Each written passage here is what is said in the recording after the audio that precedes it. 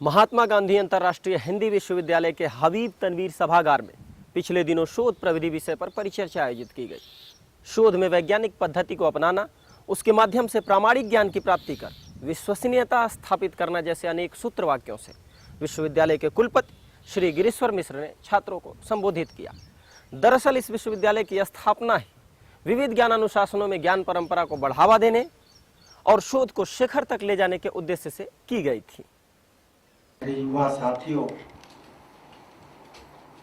मैंने यहाँ इतने प्रकार के अनुशासनों का अनुभव किया, इतने विषयों का अनुभव किया जो एक बड़े व्यापक फलक पर शोध को प्रतिष्ठित करते हैं। मानविकी, विज्ञान, सामाजिक विज्ञान, इन सारे क्षेत्रों को स्पर्श करते हुए विभाग यहाँ पर हैं और मुझे यह जानकर बड़ी प्रसन्नता हुई कि अनेक नए विषयों पर यहाँ कार्य हो रहा है। ऐसे भी विषय हैं जो प्रायः अन्य विश्वविद्यालयों में अनुपस्थित हैं। आज मैं बात कर रहा था, एक विषय ऐसा है जो शायद भारत के 3 ही विश्वविद्यालयों में है। तो हम लोग एक ऐसी अच्छी स्थिति में हैं जहां पर बहुत कुछ नया कर सकते हैं। नया करना बड़ा चुनौती का काम है और वह नया कैसे हो, वह नया ज्ञान कैसे हो, इसको कैसे समझा जाए, इसके लिए हर विषय में एक शोध का प्रश्न पत्र या पाठ्यक्रम लगभग हर विषय में रखा जाता है और कोशिश की जाती है कि शोध की प्रक्रिया समझाई जाए और आशा की जाती है कि गुणवत्ता की दृष्टि से श्रेष्ठ कार्य किया जाए। जो भी शोध किया जाता है उसका लक्ष्य, जैसा कि अभी देवराज जी ने बताया, ज्ञान को समृद्ध करना होता है। ज्ञान की बड़ी महिमा है, चाहे आप कबीर को लें या किसी को भी लें। कहा गया है कि ऋते ज्ञाना न मुक्ति, बिना ज्ञान के मुक्ति संभव नहीं है। मुक्ति कष्टों से, अज्ञान से, अज्ञान जो है वो सबसे बड़ा क्लेश माना गया है। जब ज्ञान की बात करते हैं तो 3 चीजें होती हैं। एक शब्द है जिसको कहते हैं प्रमा, जो वास्तविक ज्ञान है उसको कहते हैं प्रमा, और एक व्यक्ति होता है जो उसको प्राप्त करता है, वह है प्रमाता, और कोई वस्तु है जो जानी जाती है, वो है प्रमेय। तो प्रमाता, प्रमेय और प्रमा कैसे ये जुड़ते हैं, ये काम बहुत पहले से भारतीय चिंतन में है। बहुत सारी विधियों का भी उल्लेख है और वो तो कहते हैं कि प्रमाण, जो शोध पद्धति है वह उनके लिए प्रमाण शब्द का उपयोग करते हैं। और प्रमाण कई प्रकार के हैं। एक प्रमाण जो सबसे ज्यादा प्रयोग में आता है, उसका महत्व वहां भी है, उसे कहते हैं प्रत्यक्ष। अंग्रेजी में जो एम्पिरिकल नॉलेज आप मानते हैं, जो इंद्रिय अनुभविक ज्ञान है, वह प्रत्यक्ष ज्ञान है।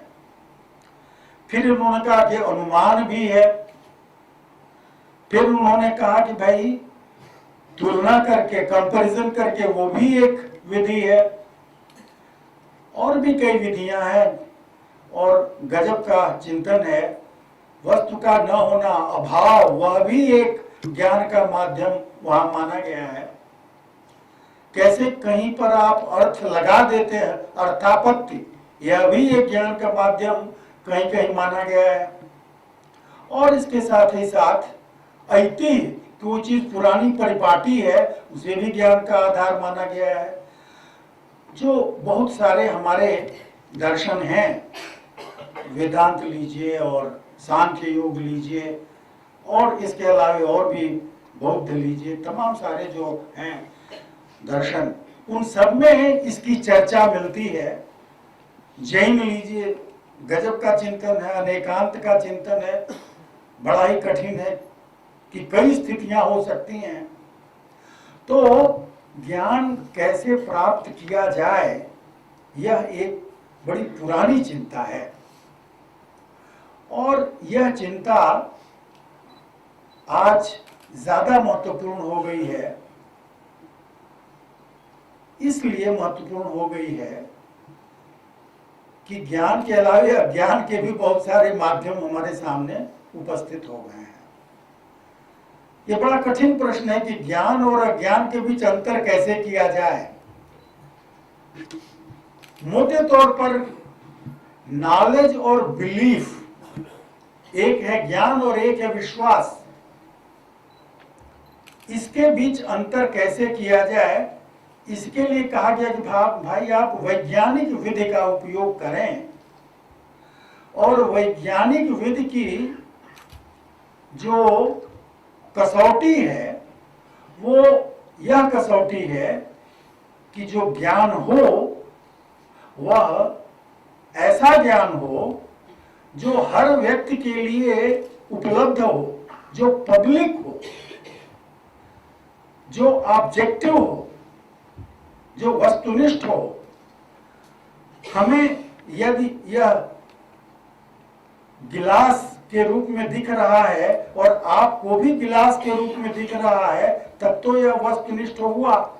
नहीं तो हम कहें कि भाई ये कोई पुष्प है और आप कहें कि नहीं ये गिलास है, और कोई आदमी कहे कि नहीं ये एक लोटा है, तो ये ऑब्जेक्टिव नहीं माना जाएगा। तो जहां शेयरिंग है, जो सबको एक ही प्रकार का प्रतीत हो रहा है, वहां पर ऑब्जेक्टिविटी आती है, वस्तुनिष्ठता आती है। अब इस वस्तुनिष्ठता को प्राप्त करना, ऐसे ज्ञान को प्राप्त करना जो सबका साझा का अनुभव हो, जो सबको एक ही प्रकार से दिखाई पड़े,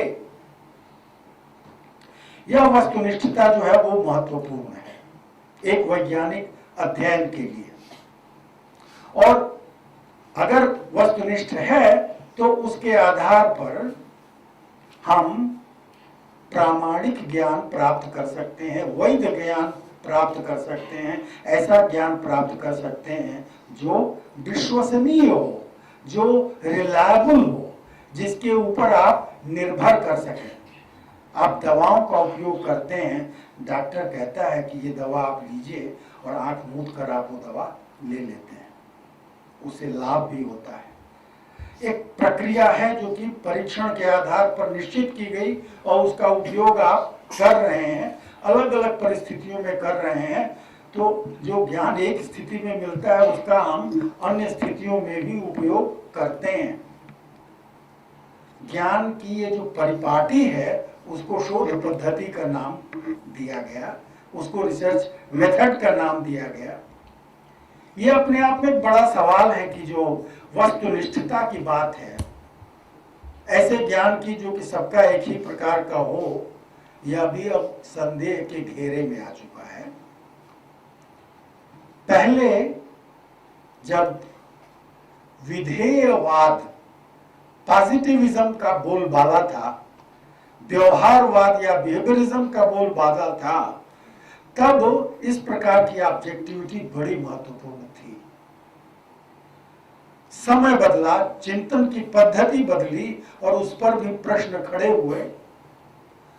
और तब यह लगा कि कोई भी पद्धति जो है आपको अंतिम सत्य नहीं दे सकती है।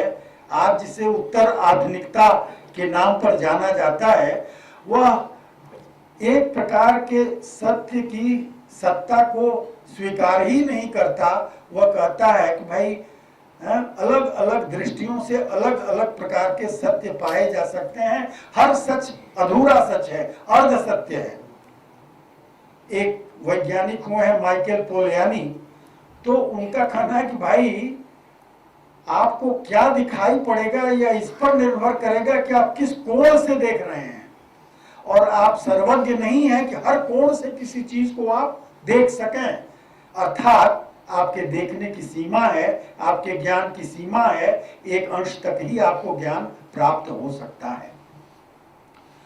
ज्ञान के साथ एक और उलझन भी आ चुकी है कि ज्ञान के साथ निर्वचन, मैं मर्मज्ञ नहीं हूं, मर्मज्ञ यहां लोग बैठे हुए हैं, निर्वचन या इंटरप्रिटेशन उसकी बड़ी गहरी भूमिका है। और ऐसा माना जा रहा है कि भाई हमारे पास उसका केवल निर्वचन ही है, इंटरप्रिटेशन ही है, और एक प्रकार के हार्मोनिटिक सर्कल में हम जी रहे हैं।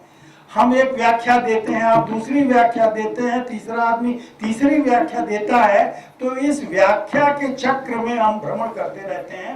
अंतिम सत्य तक हम कभी पहुंच नहीं पाते, या संभव ही नहीं है। तो सत्य की जो एक चरम तथ्य के रूप में परिणति थी, यह जो आकांक्षा थी, वह आज कुछ धूमिल नजर आ रही है। पर्याप्त समय आज नहीं होगा। और भी बहुत सारे चिंतक हैं जिनका नाम तो सुना होगा आपने, फूको हैं, डेरिडा हैं, आदि आदि। इन लोगों ने इस प्रश्न को बहुत कठोर ढंग से उठाया है कि क्या वास्तविक सत्य का संधान हो सकता है। तो भाई आपको काम चलाऊं सत्य मिल सकता है, उससे आप काम चलाइए जब तक चल जाए। एक बात और, पहले ऐसा माना जाता था कि जो सत्य है और जो सत्य का संधान करने वाला है, वो दोनों अलग अलग हैं और आपसे स्वतंत्र उसकी उपस्थिति है। वास्तविकता की, सत्य की, यथार्थ की अलग उपस्थिति है, और जो शोध करता है वह उससे अलग है, और उसको उस वस्तु से, उस यथार्थ से डिटैच्ड रहना चाहिए, अनासक्त रहना चाहिए। एक वैज्ञानिक के लिए जरूरी है कि वो बिल्कुल किसी तरह के पूर्वाग्रह से मुक्त रहे। पर इस पर भी प्रश्न चिन्ह लग रहा है। प्रश्न यह है कि क्या प्रेक्षक से स्वतंत्र कोई वस्तु की चर्चा हो सकती है?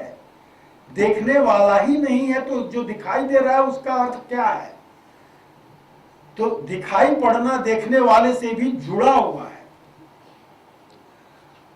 अब एक प्रकार की सापेक्षिकता या रिलेटिविटी ज्ञान के क्षेत्र में, लगभग हर क्षेत्र में दिखाई पड़ रही है। उसकी परिणति अनेक रूपों में है, स्त्री अध्ययन के रूप में है, क्रिटिकल थियरी के रूप में है, और तमाम ढंग से वो बहुत सारी बातें हो रही हैं। मैं यहां पर एक शब्द, शायद आप परिचित हों, परिचित हैं तो थोड़ा और परिचित हो लीजिए।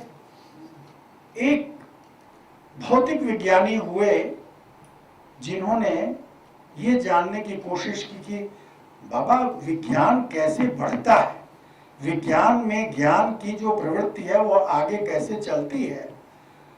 उनका नाम है थॉमस कुहन, जिन्होंने वैज्ञानिक क्रांति के ऊपर एक बड़ी महत्वपूर्ण पुस्तक लिखी जो 1960 में प्रकाशित हुई, और बाद में और भी बातें उन्होंने लिखी। उन्होंने बड़ी मार्के की बात कही। उन्होंने ये कहा कि जो विज्ञान है उसकी जो प्रगति है वह कुछ चरणों में होती है। और उन्होंने ये चरण बताया कि ये सारे चरण जो है एक शब्द के इर्द गिर्द उन्होंने डाले, और अंग्रेजी में वो शब्द है पैराडाइम। उन्होंने कहा कि एक स्थिति वह होती है जब एक प्रकार का कोलाहल होता है, नाना प्रकार के विचार जो हैं वो समाज में चलते रहते हैं। समाज यानी जो वैज्ञानिकों का समुदाय है उसमें चलते रहते हैं, कोई एक महत्वपूर्ण नहीं रहता है। ये तो हुई प्री पैराडिग्मेटिक स्टेज, पैराडाइम के पूर्व की स्थिति। और इस स्थिति में कई विचारधाराएं चलती रहती हैं, पर इसके बाद उनमें कोई एक महत्वपूर्ण होती है जो कि पैराडाइम बन जाती है। एक ऐसी अवधारणा बन जाती है जो ये निश्चित करती है कि क्या चीज देखी जा रही है, कैसे देखी जा रही है, इसका एक मानक तय हो जाता है। और वह मानक जो है यह निश्चित करता है कि ज्ञान की सीमा में क्या घुसेगा और क्या नहीं घुसेगा। आप भगवान न करे किसी की थीसिस रिजेक्ट हो, लेकिन जब रिजेक्शन किया जाता है तो बताया जाता है कि ये कारण है, तो ये ज्ञान की परिधि में नहीं आ रहा है, इन शर्तों को नहीं पूरा कर रहा है, इसलिए ज्ञान का अंश नहीं बनेगा। जो लोग गणित से या स्टैटिस्टिक्स से परिचित हैं, वहां पर एक शब्द आता है सिग्निफिकेंस। अगर आपका जो परिणाम आया है, जो मूल्य आया है, जो वैल्यू आई है, वो सिग्निफिकेंट है, तब तो वो आपका शोध लेख प्रकाशित होगा। अगर वो सिग्निफिकेंट नहीं है तो वो कूड़ेदान में फेंक दिया जाएगा। यह पैराडाइम निश्चित करता है कि ज्ञान की परिधि क्या होगी, उसके अंतर्गत क्या चीज समावेश किसका किया जाएगा और किसका समावेश नहीं किया जाएगा। ये पैराडाइम चलता है। न्यूटन का पैराडाइम चला, आइंस्टाइन ने कहा कि नहीं, कुछ और भी नजरिया हो सकता है, तो क्रांति आई। अब ये जो क्रांति आती है तो नई दृष्टि आती है, बदलाव आता है। तो प्री पैराडाइम, पैराडाइम और उसके बाद रिवॉल्यूशन, यह क्रम निरंतर चलता रहता है, ये परिवर्तन होता रहता है। कुछ कुछ अर्थों में आप बड़े मोटे तौर पर हिंदी में तमाम वाद हैं, और भी जगह कई वाद हैं, और उनमें आपस में लड़ाई होती है, यह दृष्टि ठीक है या यह दृष्टि ठीक है, और कौन सी दृष्टि ज्यादा प्रबल हो जाती है, कौन सी दृष्टि पीछे पड़ जाती है। ये सब उन लोगों पर निर्भर करता है जो उसका उपयोग कर रहे हैं। ध्यान देने की बात यह है कि एक चीज जो एक समय पर, समय के एक बिंदु पर ज्ञान है, वो वही चीज गैलीलियो को ले तो गैलीलियो के जमाने में गैलीलियो की बात गलत कही गई, बाद में पता चला कि गैलीलियो सही थे। तो सत्य का होना न होना उस समूह के ऊपर निर्भर कर रहा है जो उसका उपयोग कर रहा है। उन्होंने तय किया कि ज्ञान की परिधि ये है, इसमें ये बात आती है तो यह ज्ञान है, नहीं है तो नहीं है।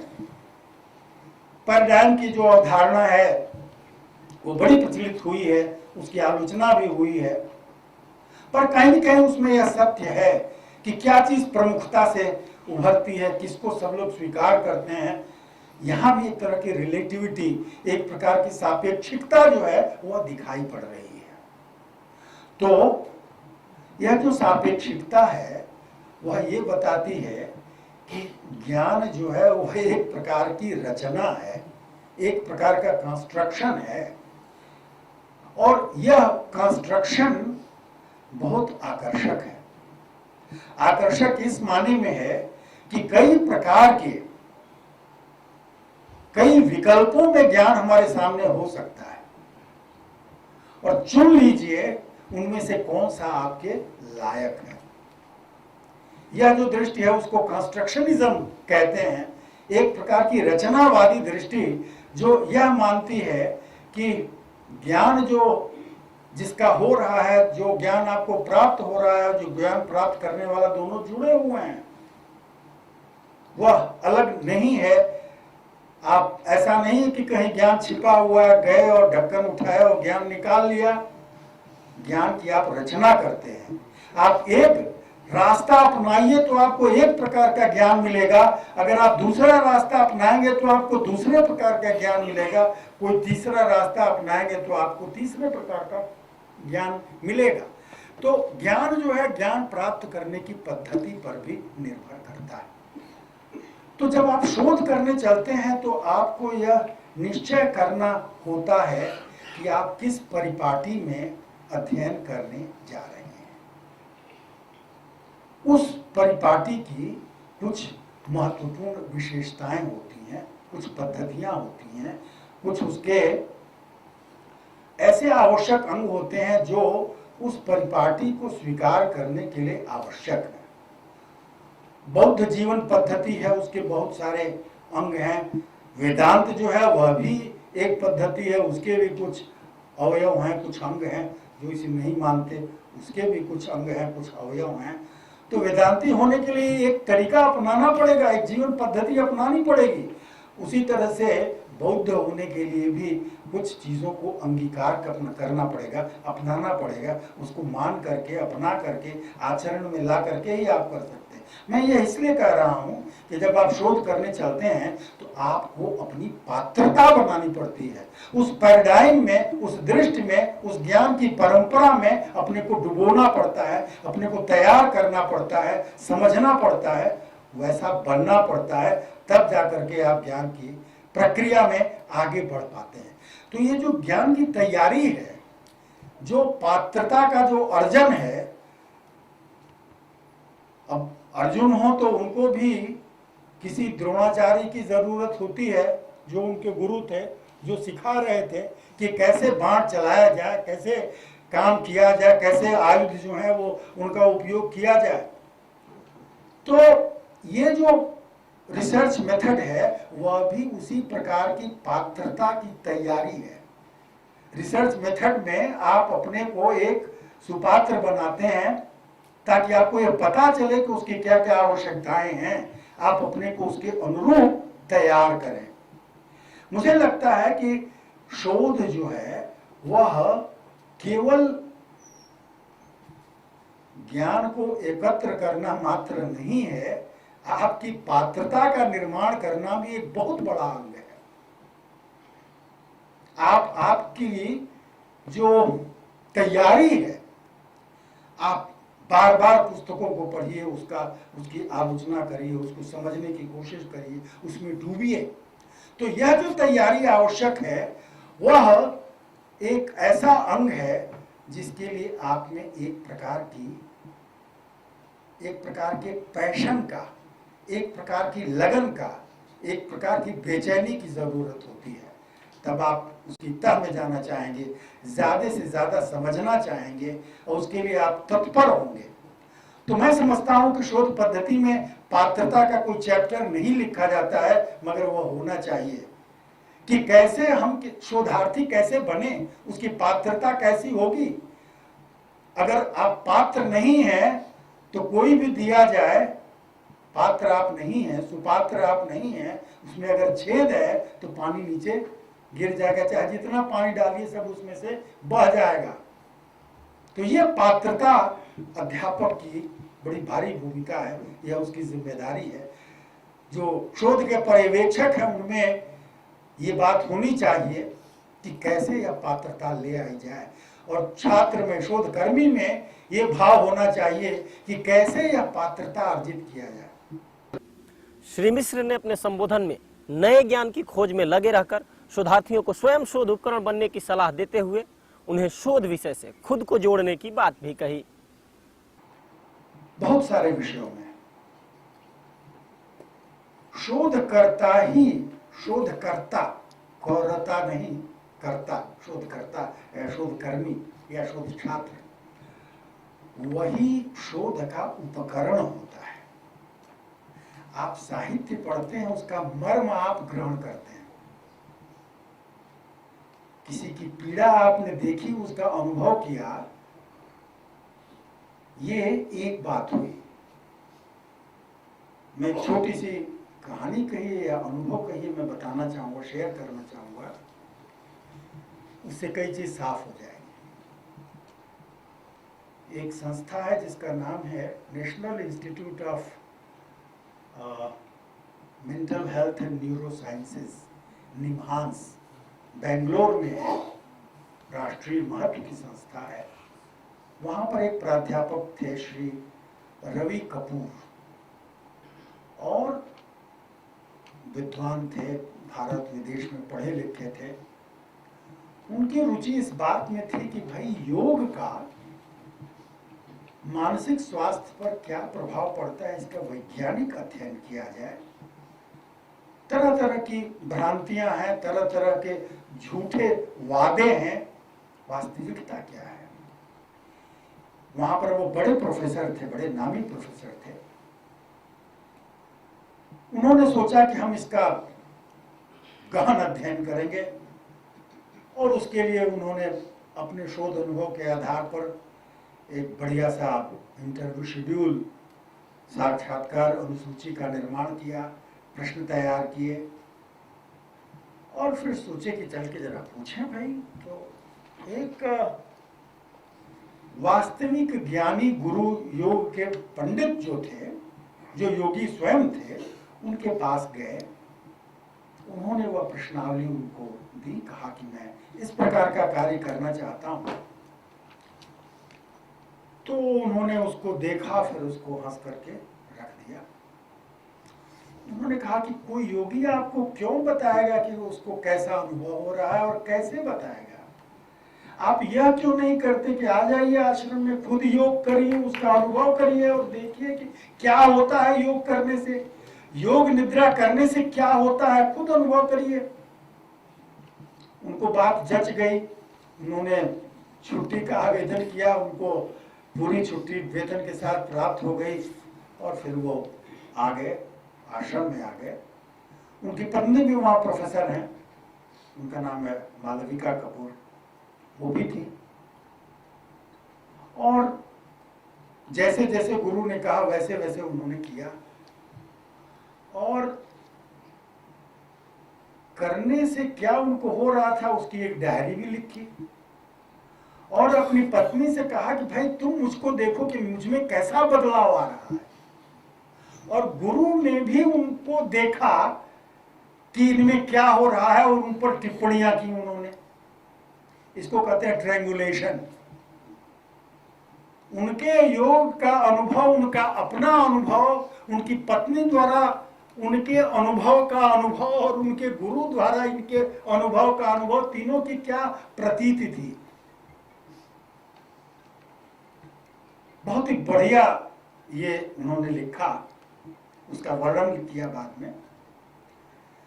कई उनको लगा कि बेकार की चीज है, कुछ चीजों में उनको बड़े बदलाव भी नजर आए। और फिर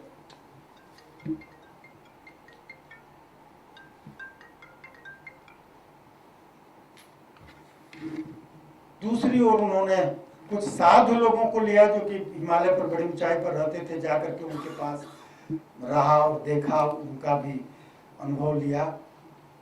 ऐसे साधुओं को लिया जो कि घूमते रहते हैं, कहीं स्थिर नहीं रहते, उनका भी विश्लेषण किया। उन सबको मिला जुला करके उन्होंने एक पुस्तक लिखी जिसका शीर्षक है एनदर वे टू लिव। मैंने वो पुस्तक पढ़ी, बड़ी प्यारी लगी, तो मैंने कहा कि तो हिंदी में आनी चाहिए, और मैंने उसका हिंदी किया। अभी छपा नहीं, हो सकता कैसे प्रकाशित हो। जीने की एक राह, यह भी बड़ी अच्छी पुस्तक है।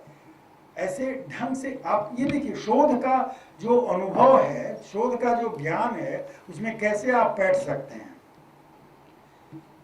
मैं यह नहीं कहता कि यही पद्धति आप सबके लिए उपयोगी है, अलग अलग विषयों में अलग अलग तरह के विधियों की आवश्यकता होगी। लेकिन मैं जिस संवेदना की बात कर रहा हूं वह यहाँ महत्वपूर्ण है कि शोध की एक ललक आप में होनी चाहिए। आप उसे गहराई से जानने की आपकी जिज्ञासा होनी चाहिए, तभी आप शोध में, अच्छे शोध में, तभी आप आगे बढ़ेंगे। और अच्छा शोध अगर आप करेंगे तो निश्चित रूप से आपको उसका लाभ मिलेगा। मैं बता दूं, मेरा अपना निजी अनुभव है। मैंने जो अपना शोध प्रबंध लिखा, तो जो उसके परीक्षक थे, बड़े प्रसिद्ध प्रोफेसर थे, उन्होंने कहा कि अब तो तुम मेरे डिपार्टमेंट में रीडर होके चलो। मुझको ले गया। अगर मैं ये तात्कालिक मैं अनुभव बता रहा हूँ आपको, और अगर आपने अच्छा काम किया तो लोग पढ़ेंगे, समझेंगे, उन्हें भी अच्छा लगेगा और आपको भी अच्छा लगेगा। और भ्रष्ट काम अगर आपने किया तो बाद में आप भी मुंह छिपाते रहेंगे, ना ना मेरा काम नहीं है, या कहेंगे तब मैं रहूं अचेत, मुझे तब कुछ खास पता नहीं था, मैंने जब ये काम किया था। तो कभी आप उस काम के लिए आपकी नजर नीची न हो, आपके मन में ये लालसा होनी चाहिए, ऐसा कार्य आपको करना चाहिए। और शोधकर्ता जो है वो स्वयं ही शोध का उपकरण है, मैं इस बात पर जोर देना चाहता हूं। जो और सामग्री ले रहे हैं वो माध्यम है, लेकिन मुख्य माध्यम तो आप स्वयं हैं। अगर स्वयं उसका माध्यम आप बनते हैं और उसमें आनंद आपको आता है, तो उसकी तुलना में कोई और आनंद नहीं है। वही ब्रह्मानंद सहोदर है, वही आनंद है, उसका रस आप पाइए और आपको मजा आएगा। आप कोई बढ़िया काम करिए, देखिए कैसा लगता है, उसका आनंद आप उठाइए। मेरी ये शुभकामना है कि आप ऐसे शोध में प्रवृत्त हों, ऐसे प्रश्नों को उठाएं जिनका या तो उत्तर नहीं मालूम है, या उत्तर अधूरा मालूम है, या जो उत्तर मालूम है वो ऐसे हैं जो एक दूसरे के विरोधी हैं। आप थोड़ा जांचिए, सिर्फ गणना कर देना रिसर्च नहीं है। लोगों के उत्तर पाकर के कितना प्रतिशत ये कहा, इतना प्रतिशत ये कहा, कोई शोध नहीं है। या कोई पुस्तक लेकर के आपने लिखा समीक्षात्मक अध्ययन और बताया कि इस अध्याय में इतने पन्ने हैं और इसमें ये लिखा है, इसमें ये लिखा है, इसमें ये लिखा है, व्यर्थ का ये रिसर्च है। ले लीजिए डिग्री, लेकिन आपके सर का बोझ ही होगा वो। तो शोध की गुणवत्ता जो है वो आपके व्यक्तिगत जीवन में आपको माजेगी, आपको एक अच्छा व्यक्ति बनाएगी। शोध के कई प्रारूप होते हैं, अनेक विधियां होती हैं। सामाजिक व्यावहारिक जो अनुसंधान है उसमें कुछ शोध है जो कि मात्रात्मक होता है, क्वांटिटेटिव होता है। कुछ शोध जो होता है वो क्वालिटेटिव होता है, जो गुणात्मक शोध होता है। तमाम सारी ऐसी विधियां हैं जो कि गुणात्मक हैं। उन सब का विस्तार में विवेचन करना इस समय संभव नहीं है। शोध विषय का चयन, उसके विस्तार व शोध के अंतर्गत आने वाली कठिनाइयों को दूर करने के उपायों को लेकर विश्वविद्यालय के कुल सचिव प्रोफेसर देवराज ने विस्तार से चर्चा करते हुए छात्रों का मार्गदर्शन किया। माननीय कुलपति जी, कुलानुशासक जी, अधिष्ठाता छात्र कल्याण, विश्वविद्यालय के सभी मेरे बहुत आदर के पात्र प्राध्यापक और इस विश्वविद्यालय से शोध कार्य कर रहे सभी प्रिय शोधार्थी। हम जानते हैं कि विश्वविद्यालय की स्थापना मुख्य रूप से शोध कार्य के लिए हुई है। यह अलग बात है कि शोध कार्य को बढ़ावा देने की दृष्टि से भी और जो हमारी आवश्यकताएं हैं आज के ज़माने में उनको ध्यान में रखते हुए बहुत सारे अनुशासन हैं, ज्ञान अनुशासन हैं जिनके पाठ्यक्रम इस विश्वविद्यालय में चलते हैं। ये माना जा सकता है कि जिन ज्ञानानुशासनों का अध्यापन हम लोग करते हैं इस विश्वविद्यालय में और जिस प्रकार का शोध विश्वविद्यालय में होता है, दोनों का अंतर संबंध है। और कहीं ना कहीं शायद कक्षा अध्यापन के पीछे एक मूल धारणा भी यही है कि हम ऐसे विद्यार्थी तैयार करें जो भविष्य में शोध के क्षेत्र में जाएं और कुछ ऐसा नया शोध करें या कुछ ऐसी नई बातें अपने शोध के माध्यम से कहें कि पूरी की पूरी जो ज्ञान परंपरा है वो आगे बढ़ सके। आप जानते हैं इस विश्वविद्यालय में लगभग सभी अनुशासन ऐसे हैं जिनमें जो प्रचलित इस समय कहे जा सकते हैं और जिनको लेकर के शोध होता है, चाहे वो साहित्य के से जुड़े हुए अनुशासन हैं, चाहे वो भाषा से जुड़े हुए हैं, कुछ अनुशासन समाज विज्ञान और कुछ शुद्ध विज्ञान से जुड़े हुए भी हैं। बहरहाल इन सब को मिलाकर के शोध कार्य यहाँ संपन्न किया जाता है। लेकिन अगर मैं ये कहूँ कि हमारे सामने बहुत सारे सवाल भी शोध को लेकर के हैं और वो सवाल दोनों तरफ से हमें परेशान करते हैं। शोध को कैसे हम प्रस्तुत करें, बहुत मोटा सा सवाल होता है। शोध ग्रंथ हम कैसे बनाएं, संदर्भ हम कैसे दें, हम टाइपिंग कैसे करें या करवाएं, ये सवाल भी परेशान करता है। लेकिन इससे बहुत ज़्यादा जो महत्वपूर्ण सवाल है हमारे सामने, वो सारे शोधार्थियों के सामने और प्राध्यापकों के सामने रहता है। वो सवाल विषय के चयन से शुरू हो जाता है कि हम विषय का चयन किस आधार पर हम करें। क्या कोई हमें बता दे कि इस विषय पर आप शोध कर लीजिए, तो हम शोध करना शुरू कर दें और विषय के चयन से लेकर के और उसका पूरा का पूरा जो प्रारूप है उसको बनाने में कोई सहायता हमको कहीं से मिलती रहे, दृश्य या दृश्य, और हमारा एक पंजीकरण हो जाए और हम उस पर काम करना शुरू कर दें और ये मान करके चलें कि 2 साल बाद जमा कर देंगे या 4 साल बाद हम जमा कर देंगे। ये एक चीज़ है। एक दूसरी चीज़ ये है कि जब हम शोध का विषय चुनने जाते हैं तो कहीं हमारे अंदर जो प्रतिभा है उसकी दिशा की तलाश भी की जाती है कि नहीं। क्या ऐसा कोई मैकेनिज्म हमारे पास है कि हम शोधार्थी या जो विद्यार्थी शोधार्थी बनना चाहता है भविष्य में, उसके अंदर जो प्रतिभा है, जो कौशल उसके अंदर है, प्रतिभा के साथ साथ उसकी दिशा का आकलन हम कैसे करें? क्या कैसी कोई ऐसी प्रविधि है या क्या किसी ऐसी प्रविधि की आवश्यकता है? ये एक बड़ा सवाल है, क्योंकि इस प्रश्न का जो उत्तर है वो हमारे विषय के चयन से सीधे जुड़ा हुआ होता है। दूसरी चीज़ ये है कि हम जब किसी क्षेत्र या विषय का चयन कर लेते हैं तो उसमें हम क्या हम बिना सोचे समझे या बहुत कम समझ के साथ हम ये तय कर लेते हैं कि नहीं, इस क्षेत्र में हम इस खास तरफ चले जाएंगे, और फिर हम ये देखने की कोशिश भी नहीं करते हैं कि दूसरे जगह पर या दूसरे संस्थानों में कुछ इसी विषय से जुड़ी हुई चीज़ हो रही है कि नहीं हो रही है, और हम उस पर काम करना शुरू कर देते हैं। क्या ऐसा होता है?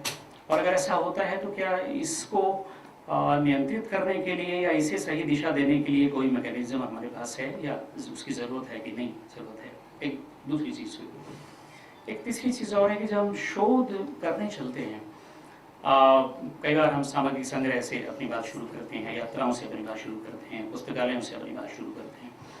तो जब हम उस यात्रा पर निकलते हैं तो उस यात्रा में आने वाली कठिनाइयों का सामना हम किस प्रकार से करते हैं?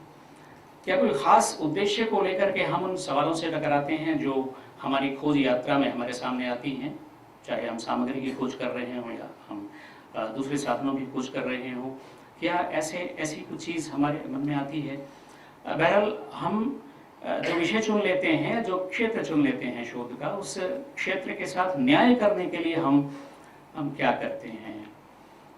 एक और चीज़ मैं आपसे कहूँगा कि शोध एक बड़े साहस का काम है, बहुत बड़ी हिम्मत का काम है। हम बिना हिम्मत रखे, बिना साहस रखे शोध नहीं कर सकते, और उस हिम्मत का जो परीक्षण है, उसकी जो परीक्षा है, वो पहले चरण से ही शुरू हो जाती है जब हम शोध की दिशा में विषय को लेकर के बढ़ना केवल शुरू करते हैं। उस शुरुआत में हमारी हिम्मत की परीक्षा होनी शुरू हो जाती है। हम कहाँ तक शोध हम कर सकते हैं, इसकी परीक्षा हम कहाँ तक देने को तैयार हैं। अर्थात मैं कहना चाहता हूँ आपसे कि हम कहाँ तक इस बात के लिए तैयार होते हैं कि हम अपने विषय में तथ्यों की खोज करने के लिए कोशिश करेंगे कि हम अंत तक जाएं।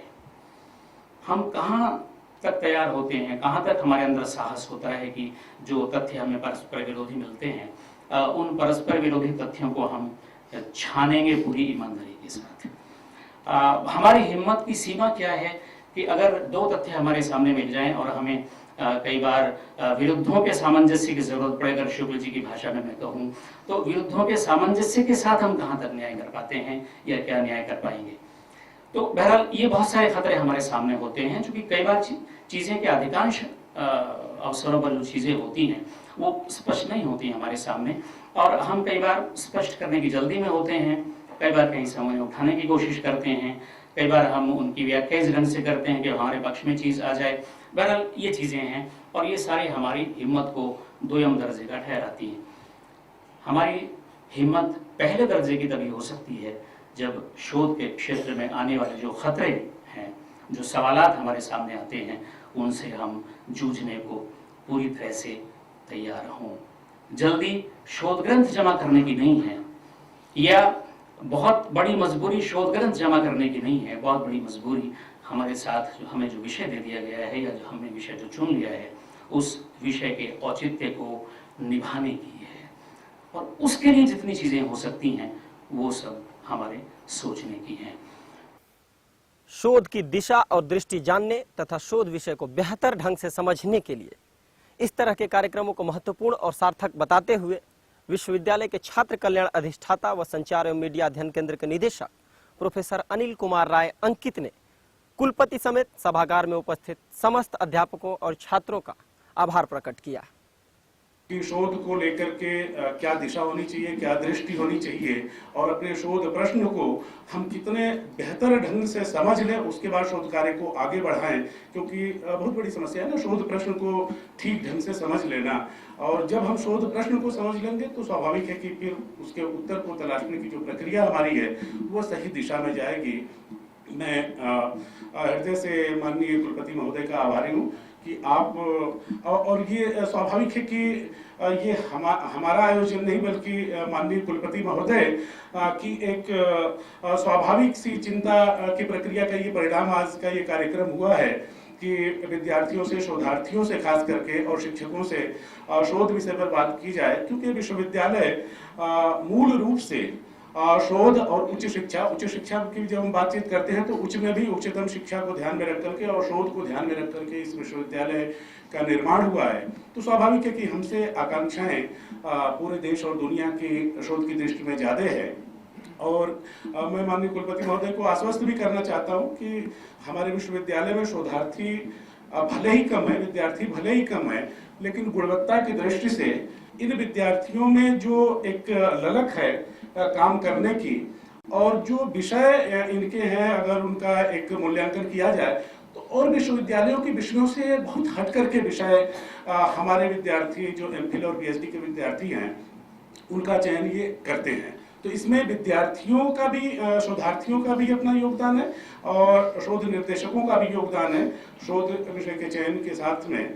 और इनमें जो जिज्ञासा है, जिस तरह से मैं देखता हूँ कि लगभग 24 घंटे का उपक्रम इनका शोध कार्य है, सुबह से शाम तक और रात तक। और कभी मतलब एक ये और विश्वविद्यालयों में भी होता है। जिस विश्वविद्यालय में हम लोग भी शोध कार्य कर रहे थे तो 8 बजे रात तक तो करते ही थे, एक तरह से डायरेक्ट अपने सुपरवाइजर के टच में 8 बजे रात तक रहते थे, उसके बाद फिर घर की तरफ जाते थे। लेकिन यहाँ के विद्यार्थी मुझे लगता है 24 घंटे तक रहते हैं हमारे साथ में। वो कभी भी हमसे अपनी सोच समस्या को लेकर के प्रकट हो जाते हैं। तो ये अपने आप में एक जीवंतता है और ये हमें आश्वस्त भी करता है शोधार्थियों की जो ललक है, जिज्ञासा है और शोध कार्य को पूरा करने की। तो मुझे लगता है कि ये सिर्फ एमफिल और पीएचडी डिग्री तक सीमित नहीं है। एमफिल और पीएचडी डिग्री तो पाना एक तात्कालिक एक तरह से कारण है शोध कार्य में इनके आगे बढ़ने का, लेकिन वो इनके जीवन में इनके पूरी तरह से, जिसको माननीय कुलपति महोदय कह रहे थे कि उसको जीने की जो एक क्या कहते हैं आदत होनी चाहिए, वो जीने की, शोध को जीने की आदत अपने में लाने की एक प्रक्रिया की इस विश्वविद्यालय में शोधार्थियों में शुरुआत हुई है। और हमें उम्मीद है कि माननीय कुलपति महोदय के सुपरविजन में और डायरेक्शन में ये आगे बढ़ेगा। आज इस कार्यक्रम का जो आयोजन किया गया और उसमें आप अपने प्रशासनिक तमाम दायित्वों को और तमाम व्यस्तताओं के बावजूद आप हमारे बीच में इस विषय को पर बातचीत करने के लिए, हमें एक तरह से सेंसिटाइज करने के लिए आप आए। मैं आभारी हूँ पूरे विश्वविद्यालय के शिक्षकों और शोधार्थियों की तरफ से। आदरणीय प्रोफेसर देवराज जी चूंकि शोध अधिष्ठाता हैं और पिछले काफी दिनों से हमारी बातचीत चल रही थी कि शोध अधिष्ठाता हैं लेकिन कुछ शोध की गतिविधियां शुरू की जाएं, जो सामूहिक रूप से विश्वविद्यालय के स्तर पे, हम लोग विभाग के स्तर पे तो करते ही रहते हैं, लेकिन विश्वविद्यालय के स्तर पे जो शोध की गतिविधियां हो उसकी शुरुआत एक तरह से हुई है और माननीय कुलपति महोदय के सानिध्य में हुई है। तो मैं ये भी उम्मीद करता हूं कि ये कार्यक्रम जिसकी शुरुआत आज हुई है ये आगे बढ़ेगी। आज माननीय कुलपति महोदय ने इस विषय पर सारे विद्यार्थियों, शोधार्थियों और शिक्षकों को संबोधित किया। कल हमारे में से कोई शिक्षक संबोधित करे और ये लगातार जारी रहे। इसको विभाग के स्तर पे हम लोग करते हैं, विश्वविद्यालय के स्तर पे भी करने की जरूरत है कि सारे विश्वविद्यालय के सभी शोधार्थी, सभी शिक्षक इकट्ठा और हम में से कोई एक किसी एक विषय को लेकर के आए और बातचीत करें। वो महीने में कभी एक दिन हो सकता है, सप्ताह में तो नहीं संभव होगा, लेकिन महीने में एक दिन संभव हो सकता है। तो मुझे लगता है कि ये शुरुआत माननीय कुलपति महोदय की हुई है, वो हमारे लिए प्रेरणादायी है। हम सभी शोधार्थियों के और माननीय शिक्षकों के, मंच पे आसीन विद्वज्जनों के का मैं आभारी हूँ कि आप सब आए, अपना समय निकाले और एक नई शुरुआत हम लोगों की। बहुत बहुत आभार।